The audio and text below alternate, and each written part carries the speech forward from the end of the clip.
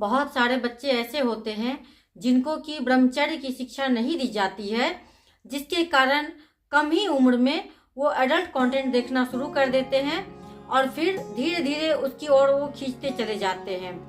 और इससे क्या होता है, फिर लंबे समय तक वो देखते रहते हैं और जब तक वो युवा होता है तब तक तो एडल्ट कंटेंट देखने की उसे लत लग चुकी होती है। तब तक मन इतना कमजोर हो चुका होता है कि वो चाहकर भी उस एडल्ट कंटेंट को छोड़ नहीं पाता है, जिसके कारण उनका जो जीवन है वो बर्बाद होता चला जाता है। एडल्ट कंटेंट देखते हैं तो इससे आप अपने ब्रह्मचर्य को भी बार बार खंडित करने लग जाते हैं, जिसके कारण आपका जो शरीर है वो अस्वस्थ होने लग जाता है, माइंड अस्वस्थ होने लगता है। फिर आपको डॉक्टर के पास बार बार चक्कर लगाना पड़ता है।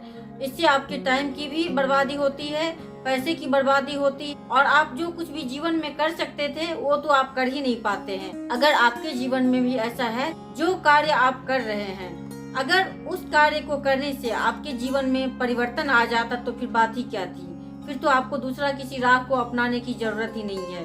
लेकिन जिस कार्य को कर रहे हैं और उसे करने से अगर आपका जीवन नीचे की स्तर में जा रहा है, आपकी ऊर्जा नष्ट होती जा रही है, तो फिर वहाँ पे रुककर आपको सोचने की जरूरत है कि मुझे यहाँ पर अपने आप को चेंज करना है, अपने आप को एक नई दिशा की ओर लेकर जाना है। और जैसे ही आप अपने राह को बदल देते हैं वैसे ही फिर परिवर्तन आना भी शुरू हो जाता है।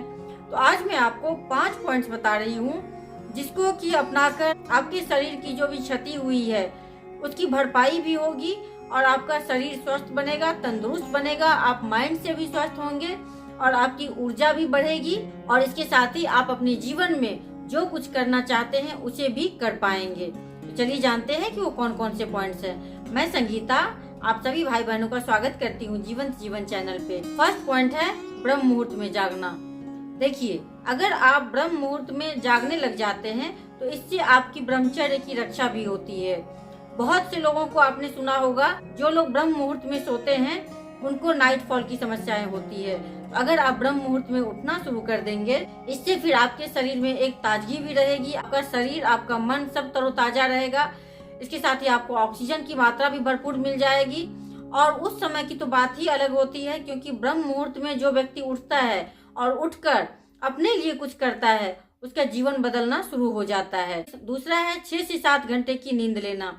अगर आपके शरीर में किसी तरह की कोई समस्या है, आप किसी रोग से ग्रसित हैं, आपका शरीर कमजोर है, तो ये बहुत जरूरी है कि आपको नींद की क्वालिटी को भी बढ़ाने की आवश्यकता है। आपकी नींद की क्वालिटी जितनी ही बेहतर होगी, आपको कॉस्मिक ऊर्जा भी उतना ही ज्यादा प्राप्त होगी, जिसके कारण आपके शरीर का जो कुछ भी क्षति हुआ है, डैमेज हुआ है, उन सब चीजों का भरपाई होना शुरू हो जाएगा। तो इसके लिए जरूरी है कि आपको रात में समय पे सोना चाहिए, यानी कि 10 बजे तक सो जाना चाहिए और सुबह में ब्रह्म मुहूर्त में यानी कि 4 से 5 बजे के बीच में उठ जाना चाहिए। इसीलिए रात में कोशिश कीजिए कि 6 से 7 घंटे की आपकी अच्छी नींद हो जाए और आप समय पे सो जाएं ताकि आप ब्रह्म मुहूर्त में उठ सकें। तीसरा है योग प्राणायाम करना। शरीर को अगर मजबूत बनाना है तो ये बहुत जरूरी है कि आपको योग प्राणायाम को अपनाना ही होगा। उसके लिए आपको समय निकालना होगा। अगर आप सुबह में ब्रह्म मुहूर्त में उठकर योग प्राणायाम करते हैं तो इससे आपका शरीर तंदुरुस्त होगा। उस समय में आपको सूर्य नमस्कार करना चाहिए, कुछ स्ट्रेचिंग करनी चाहिए, इसके साथ ही कुछ दंड बैठक लगाना चाहिए और डीप ब्रीदिंग करनी चाहिए, भ्रमरिका करनी चाहिए, भ्रामरी करनी चाहिए। जितना ही ज्यादा आप इन सब चीजों को करेंगे उतना ही ज्यादा आपका शरीर स्वस्थ रहेगा और आपके भीतर की जो नकारात्मक ऊर्जा है वो धीरे धीरे बाहर आती चली जाएगी। क्योंकि जब आपके शरीर में ऑक्सीजन की कमी होती है, आप छोटी छोटी उथली उथली सांसें लेते हैं, तो इससे फिर आपके शरीर को, आपके माइंड को भरपूर मात्रा में ऑक्सीजन नहीं मिल पाती है, जिसके कारण आपके मन में फिर बहुत ही ज्यादा नेगेटिव विचार भी आते हैं और फिर आप जो है गलत कार्यों को करने के लिए प्रोत्साहित होते हैं। अगर आप सुबह उठकर डीप ब्रीदिंग करते हैं, इससे आपके शरीर में सकारात्मक ऊर्जा भी बढ़ेगी और आप सकारात्मक होते चले जाएंगे। डीप ब्रीदिंग करने से वैसे भी बहुत सारे इसके फायदे हैं। इससे वेट भी कम होता है, इसके साथ ही आपको ऑक्सीजन की मात्रा भी अच्छी तरह से मिल जाती है, आपका चेहरा चमकने लगता है, आप खुश रहते हैं, आपके भीतर सकारात्मक विचार आने लग जाते हैं। इसके तो बहुत सारे फायदे हैं। उसके बाद जो चौथा पॉइंट है वो है सात्विक भोजन। भोजन हमारे शरीर में ईंधन का कार्य करती है। आपने भी सुना होगा कि जब कोई व्यक्ति डॉक्टर के पास जाता है तो सबसे पहले उससे खान पान के बारे में पूछा जाता है, और जहाँ ज़रूरत होता है वहाँ पे उसे चेंज करने के लिए भी कहा जाता है। तो अगर आप सात्विक भोजन को अपना लें, इससे आपका जो शरीर है वो स्वस्थ होना शुरू हो जाएगा। 5वां पॉइंट है वो है मेडिटेशन।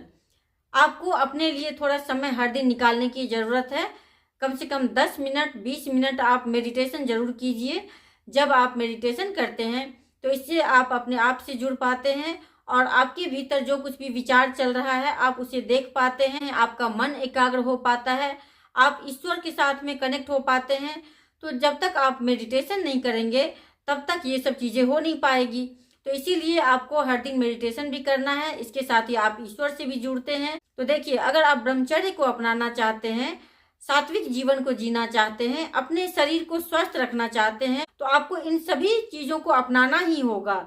जब तक आप इसे नहीं अपनाएंगे तब तक फिर आपका शरीर भी स्वस्थ नहीं हो सकता है। इससे फिर आपके शरीर की जो कुछ भी ब्रह्मचर्य के नाश से क्षति हुई है उसकी भरपाई होनी शुरू हो जाएगी, और अपने जीवन को सुंदर और बेहतर जीवन बनाइए। धन्यवाद।